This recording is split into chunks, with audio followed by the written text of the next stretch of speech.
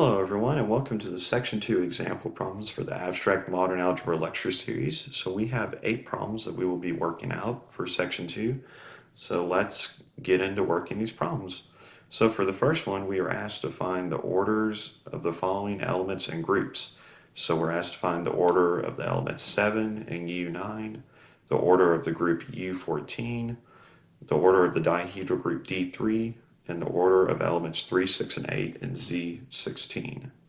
So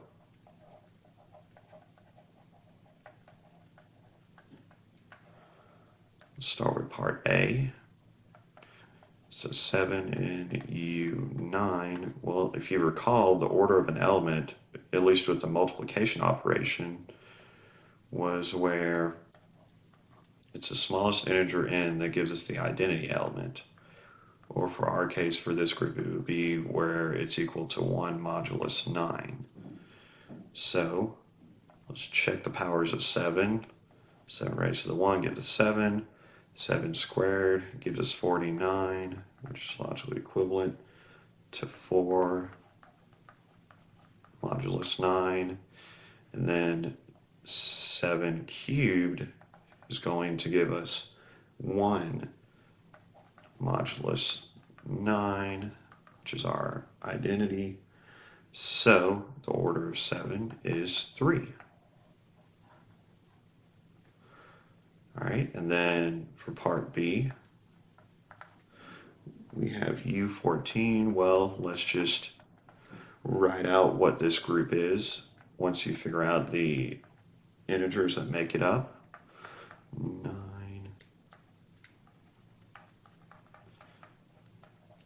So we can count, it's basically equal to the cardinality of this set. So we can just count the number of elements, and there's 6 elements. And that's the order of the group U14. And then for C, since D3 is a dihedral group, we could go through and think about all the rotations and reflections that it has to go through, because those are the elements of this group. However, for a dihedral group, we can reason out that it has 2n elements.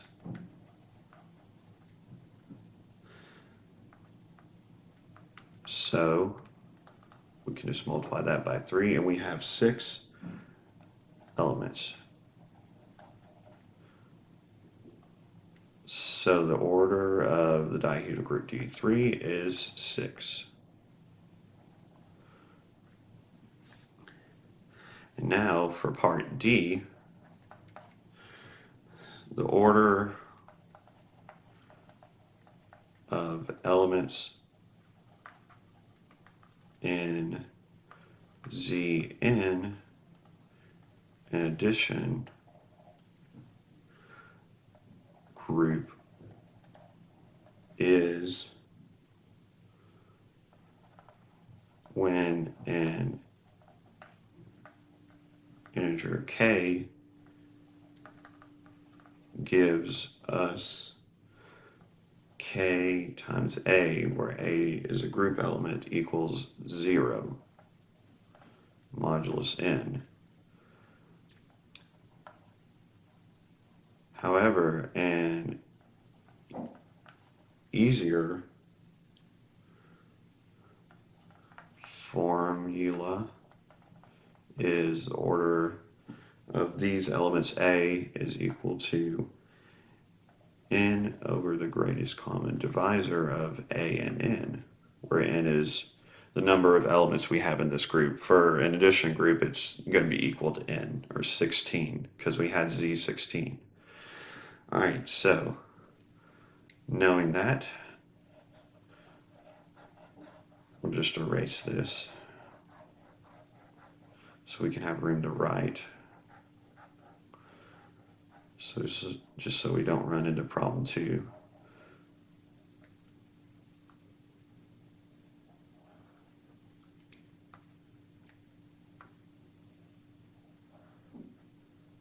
we have, so let's look at 3. So the order of 3 is equal to 16 over greatest common divisor of 3 and 16, which is equal to 16 over 1 is 16, because 3 is prime to 16. All right, now we have 6, so the order of 6, 16 over greatest common divisor of 6 and 16 equals, the greatest common divisor is 2, so that's 16 over 2 is 8. And then for 8, ooh, hello, wanted to make a shape. For 8, we have the order of 8 is equal to 16 over greatest common divisor of 8 and 16, which is equal to 16 over 8, which is equal to 2. And those are the orders for the groups and the elements that we were asked to find. All right, let's move on to problem 2. So for problem 2, we have G as a group, and we are asked to prove if the order of G is even, and there exists a non-identity element of order 2. All right, well, this should be this is going to be a long but a simple to understand direct proof. So let's try writing this proof. So we are going to let G be a finite group and the order of G is even. So since G is a group for every element G that is in G, there exists an inverse G inverse that is in G. So let's suppose G equals G inverse.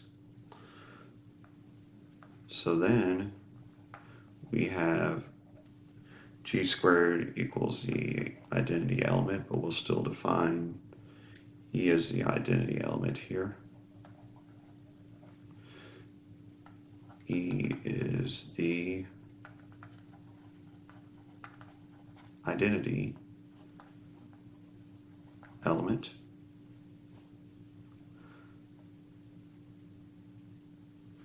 Now, let's suppose G does not equal its inverse. Then each element comes with, this is going to be each pair comes with 2 distinct elements,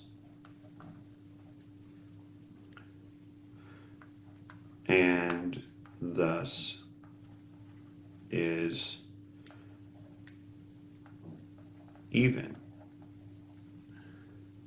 So now let's define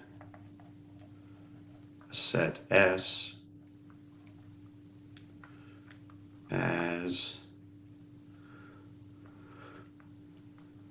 G where G not equal G inverse, and T as G where G does not equal G inverse. So then we have the order of G equals the order of S plus the order of T. And the reason that this is because the two sets we defined here, S and T, they describe all the elements that are inside the group G when you logically think about this, which is why we can write out this equation. So we know that that the order of G is even and the order of T is even because we have two distinct elements for each pair. So since the order of G is even and the order of T is even, the order of S must be even. Because if you were to subtract the order of G and the order of T, it would give you an even number, which would be your order of S. So now let's let X be an element of S and X not equal the identity element. So then we have X squared equals the identity element. So thus, the order of X is 2. So therefore, there exists a non-identity element of order 2 in G as desired. And this proof is done.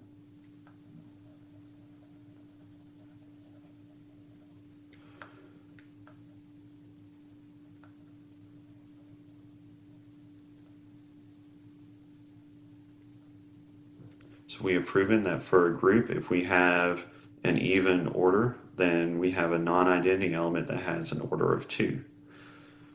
All right, on to problem 3. So for problem 3, we have let G be a group, and the set H1 is a subgroup of H2, is a subgroup of H3, so on and so forth, where they're a subgroup of Hn, which is a subgroup of G. And we're asked to prove that the indexed intersection of sets Hi from 1 to n is a subgroup of G. Okay, so we will have to use a subgroup test. So let's write out our proof strategy.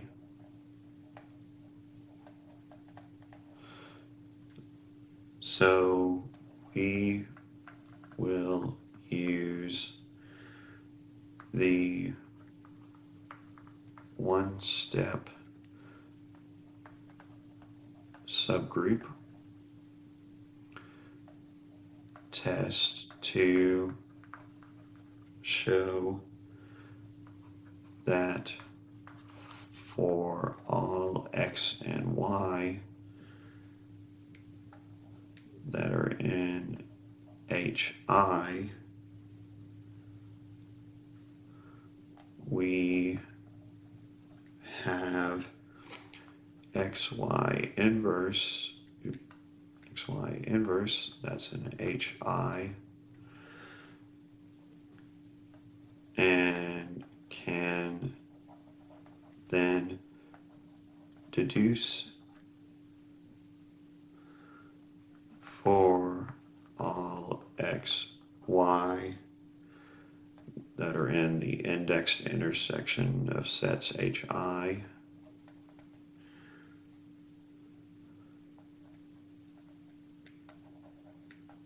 that xy inverse is in the index sets Hi.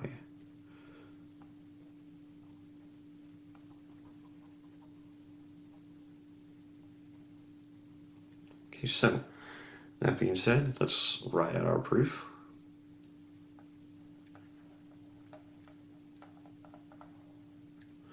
So let's let G be a group, and we can write this out a little simpler. HI be a subgroup of G, where I equals 1, 2, 3, so on and so forth, and n. So then we have the identity element is an HI.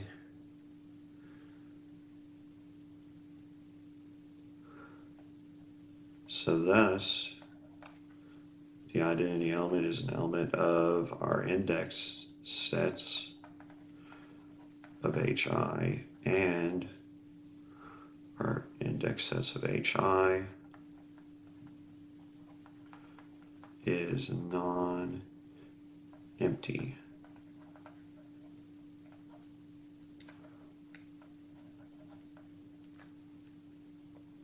So now let's let X and Y be an element of our indexed intersection of sets HI.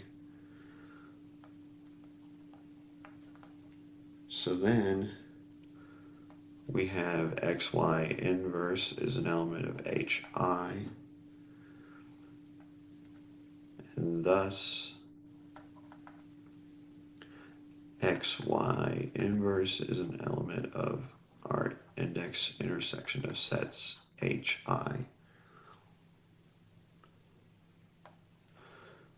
So, therefore, our index intersection of sets HI is a subgroup of G as desired.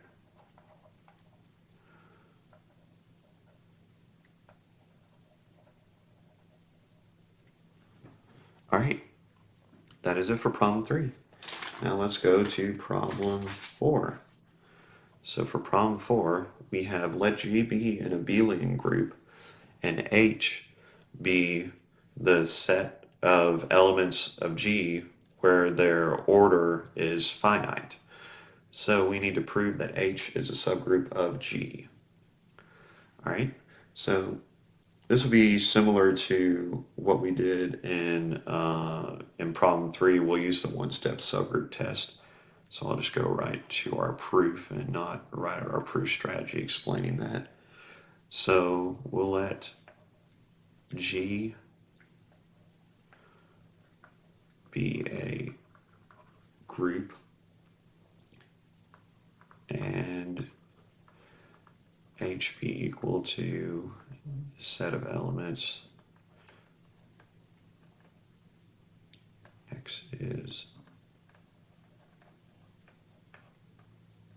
So since G is a group, the identity element is an element of G, so then the order of the identity element is 1, and 1 is finite. So the identity element is an element of H, and H is non-empty.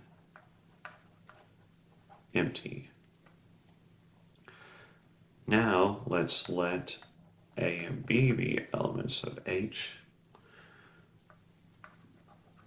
Then the order of A is M, and the order of B is N for integers M and N. Positive integers M and N. So since G is abelian, we have AB inverse raised to the M N equals A to the M N times B inverse mn, which is equal to a raised to the m raised to the n, then b raised to the n raised to the negative m, which equals e to the n times e to the negative m, which equals the identity element. So hence AB inverse raised to the mn equals the identity element, and thus AB inverse is an element of H, and therefore H is a subgroup of G as desired.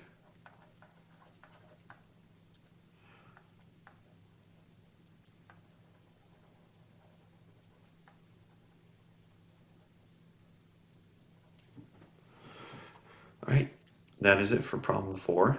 So now let's move on to problem 5.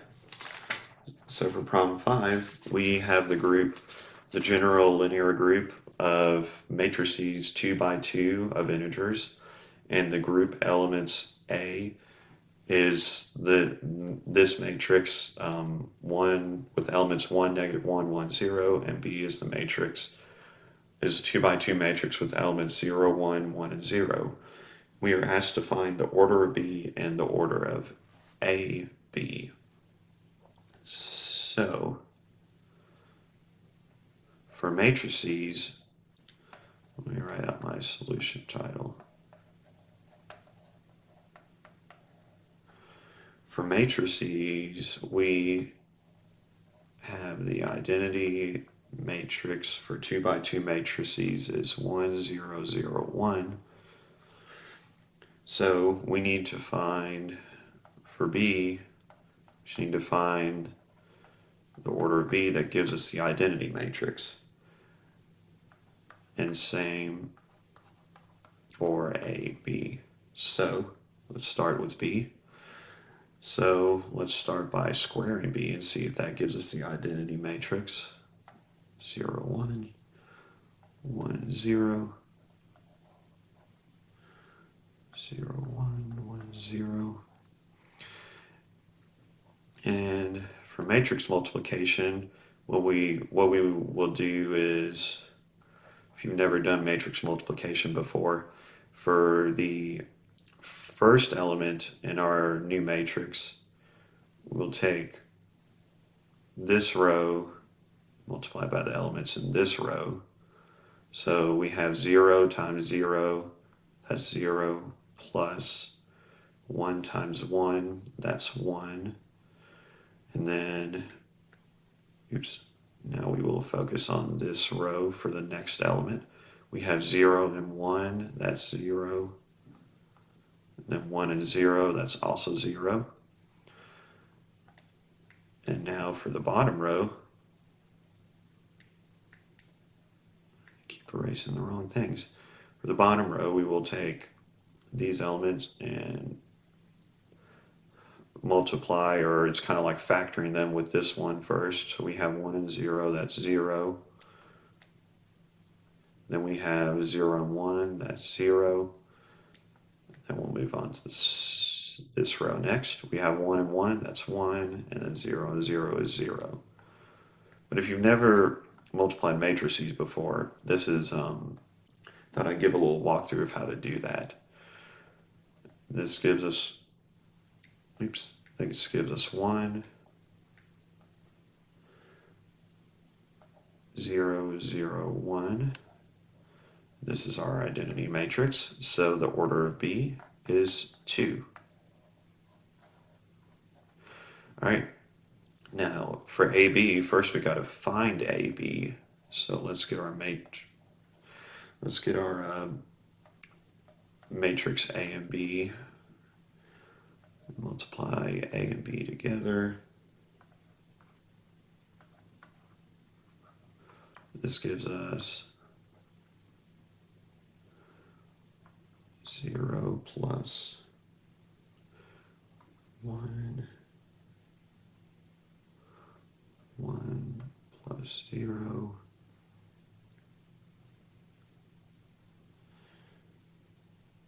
0 plus 0, and 1 plus 0.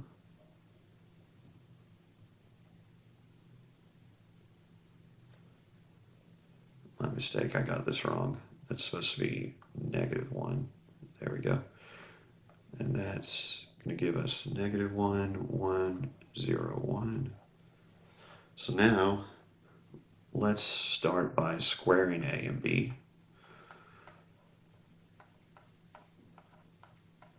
And see what that gives us.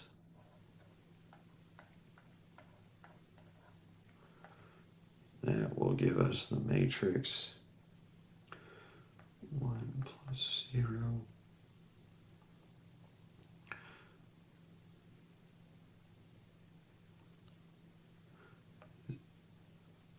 -1 plus 1. 0 plus 0. And 0 plus 1.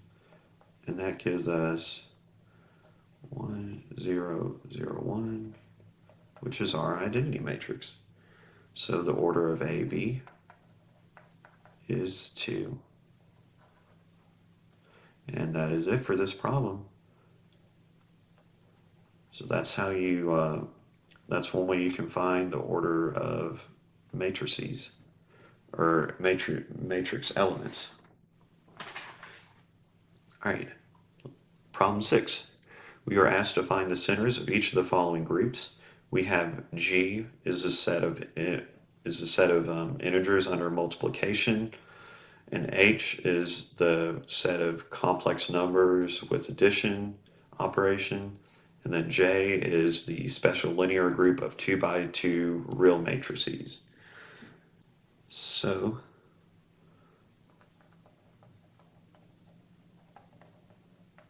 let's find these. Start with A. So multiplication is commutative. So AB equals BA for all A and B that are integers. And if you remember, the definition of a center was the group of elements that commute with all the elements of G. So our center of G is the integers.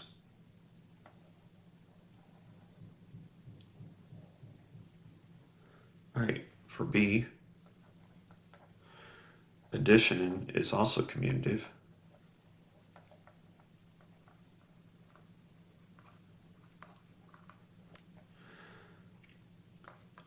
So A plus B equals B plus A, where A and B are elements of the complex number set.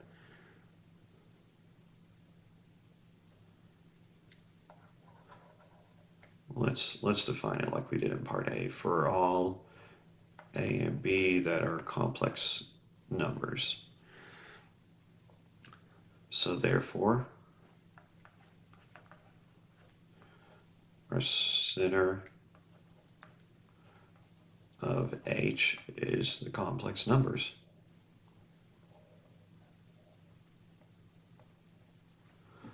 All right, and then part C.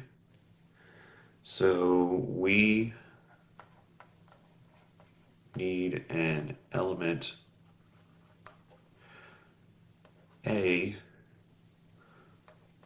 such that AB equals BA,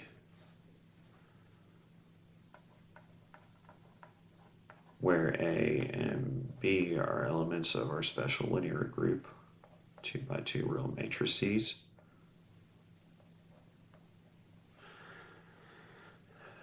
So the only possibilities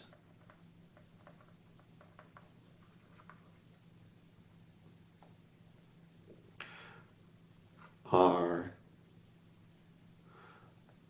our identity matrix.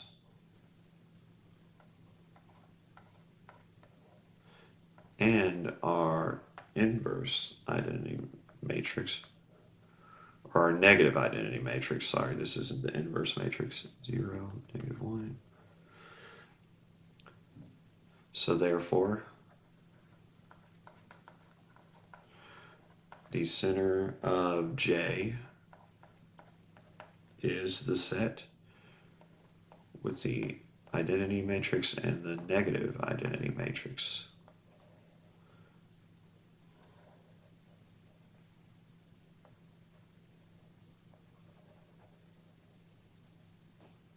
And that is it for problem 7.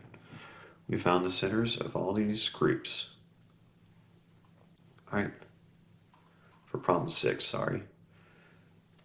Now on to problem 7. So we have H is a subgroup of G and A is an element of G. So we need to prove that H, centralizer of A, and the inverse of H equals this set of elements H1 times C times the inverse of H2, where H1 and H2 are elements of H, and C is an element of the centralizer of A, where H commutes with the centralizer of A, and we need to prove that this is a subgroup of G. All right, so let's write out our proof strategy.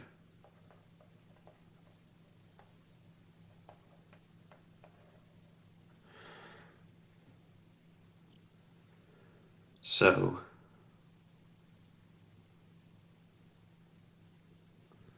let's see here.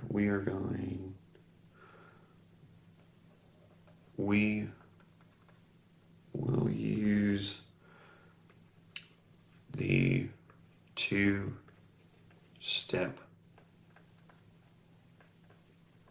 subgroup test to show that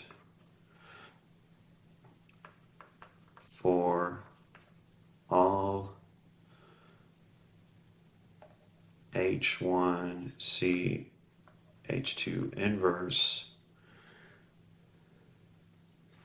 that H2C inverse, H1 inverse is an element of H, C, A, H -1, and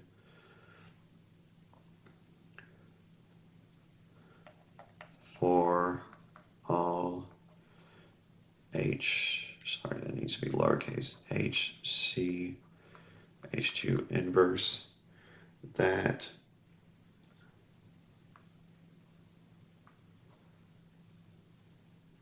H1, H2 inverse, H3, C1, C2, H4, -1 is an element of H, C, A, H -1, where for a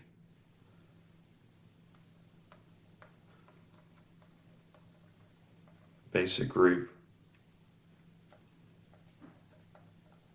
it would be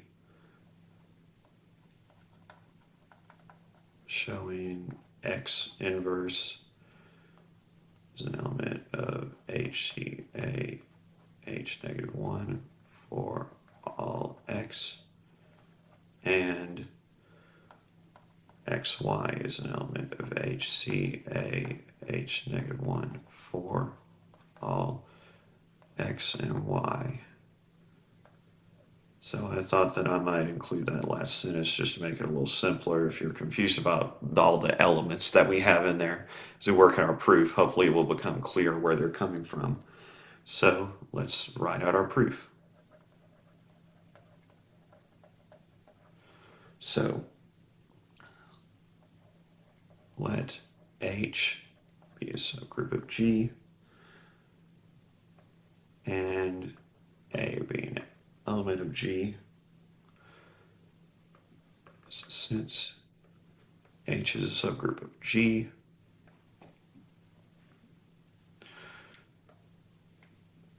And centralizer of A is a subgroup of G. And if you remember, that goes back to our lectures where we covered that proof that a centralizer is a subgroup of a group.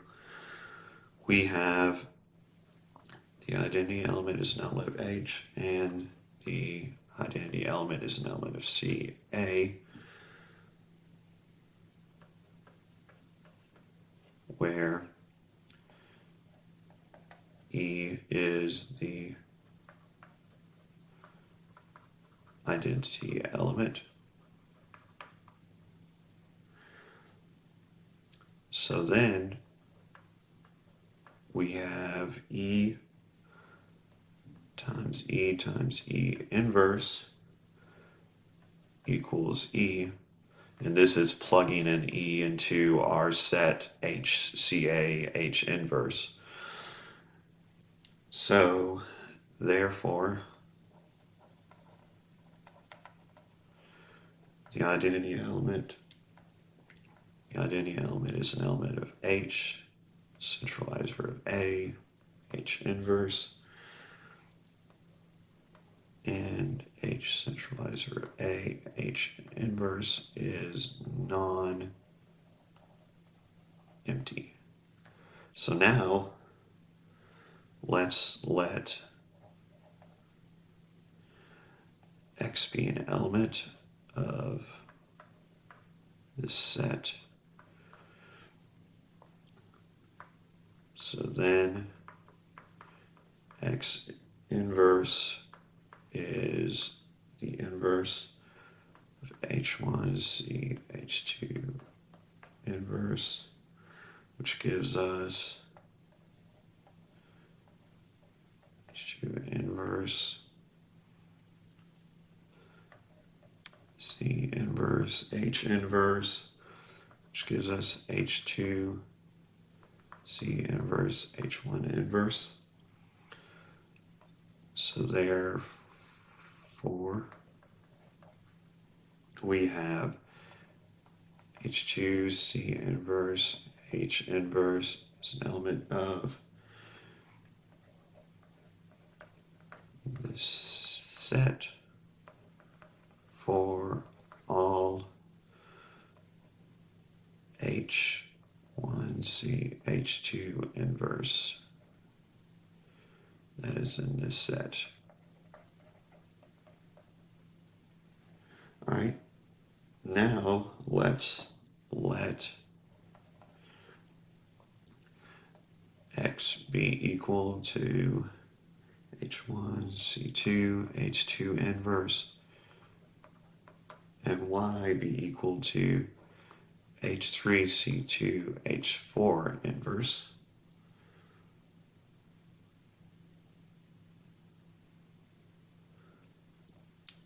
Which is an element of this set. So then XY equals H1 C, that's supposed to be C1, sorry. C1 H2 inverse H3 C2 H4 inverse, and that equals H1 C1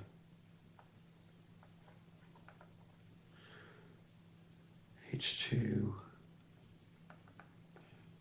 inverse H3 C2 H4 inverse. So thus,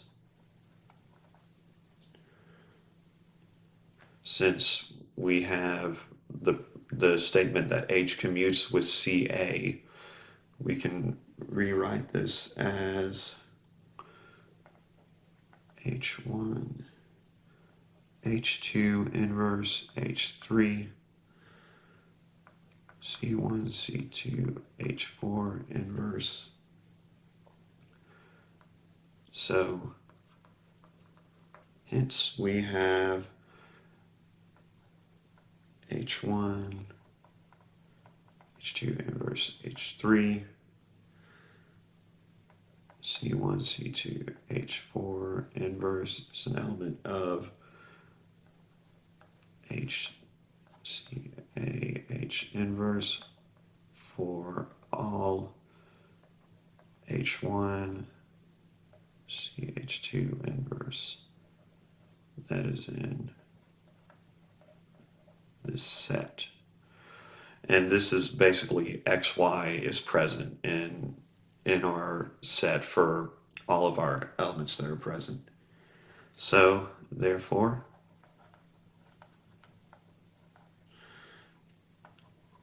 H centralizer of A, H inverse is a subgroup of G as desired.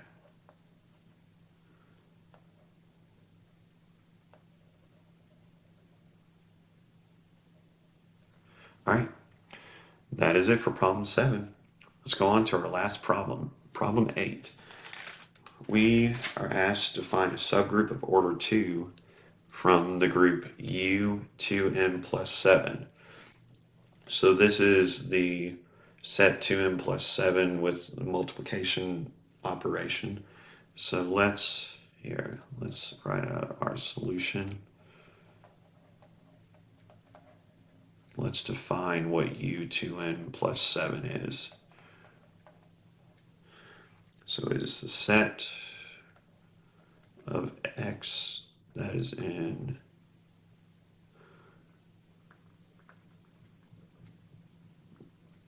that is a set of integers with addition operation 2n plus 7, where the greatest common divisor of X and 2n plus 7 is 1.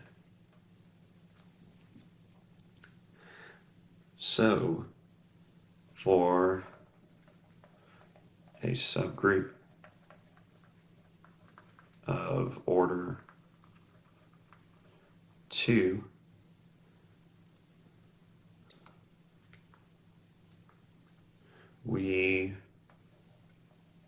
this can be written as the cyclic group. If you remember, we introduced that in the lectures. It can be defined as 1 and A, where A squared is logically equivalent to 1 modulus 2n plus 7. Because 1 would be a generator of this group. For pretty much all the multiplication modular groups, 1 is a generator. So that can be one of our elements for this subgroup that we're trying to find, but we need to find what A is. So this means we can write this in the form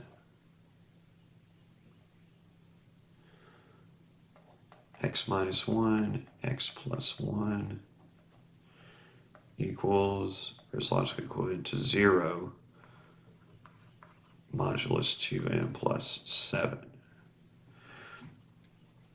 And of course, 1 would satisfy the first one, the first polynomial x minus 1, because if you plug it in, that would give you 0. But we need to find what x plus 1 would be. So let's set x plus 1 equal to 2n plus 7. And then x would give us 2n plus 6. And that would logically be equivalent to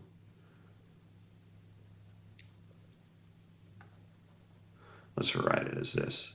X would equal,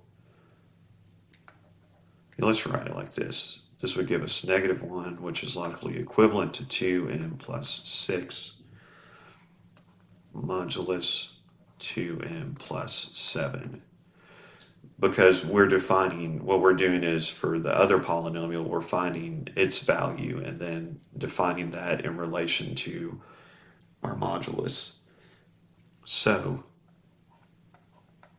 let's test this out and make sure this does have an order of 2.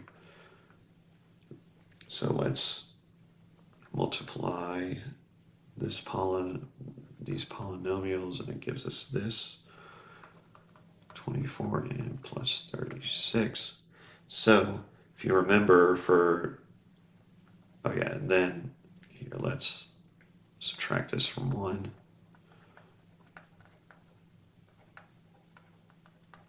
Equals 4n squared plus 24n plus 35. And then if you remember, for congruence of integers, our modulus has to divide our 2n plus 6 minus 1, or in this case we squared it, to see if it has an order of 2. So we just need to test and see if this polynomial divides this one.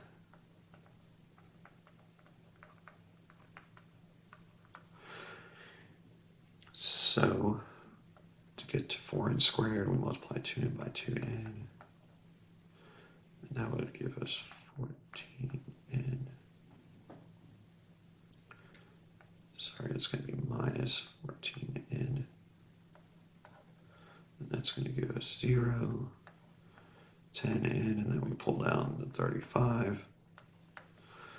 So we will have 7. That's going to be 5. So that's going to be minus 10 and minus 35. That gives us 0. And we don't have any remainders, so yes, 2n plus 7 does divide this. So 2n plus 7 does divide 4n squared plus 24n plus 36 minus 1. So therefore, 1 and 2n plus 6 is a subgroup of U 2n plus 7. And the order of this group equals 2.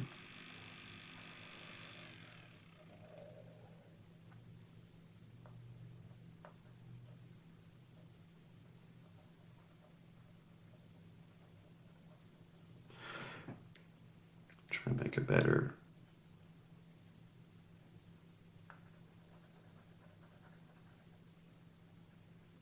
time in there.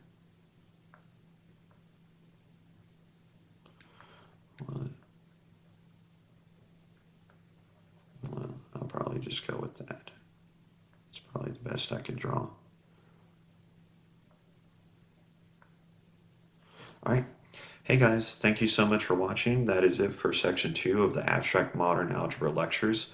So I hope you guys enjoyed, and I will see you in section 3.